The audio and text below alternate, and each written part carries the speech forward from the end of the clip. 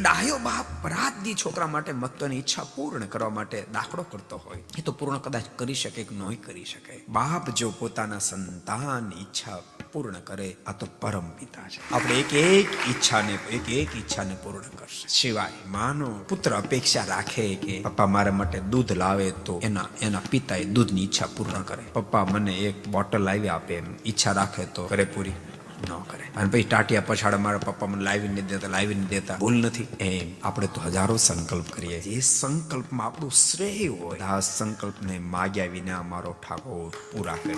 પણ આપણને ખબર નથી આપણે માગ્યામાં સારું છે કે નબળું છે. ક્યારેક આપણે માંગતા હોય પણ એમાં આપણી ખરાબી હોય, આજ નથી દેખાતી પણ કાલે આવવાની હોય. તો ઠાકોરજી સંકલ્પને પૂરો કરતા નથી. એટલે ઠાકોરજી પાસે એવું જ માગવું, હે કૃપાનાથ આપના ગમતામાં રહી શકું, આપને રાજી કરી શકું, આપ રાજી થકા જેમ મને રાખવા માંગતા એમ રાખજો. એ ભગવાનની પાસે પ્રાર્થના કરજો.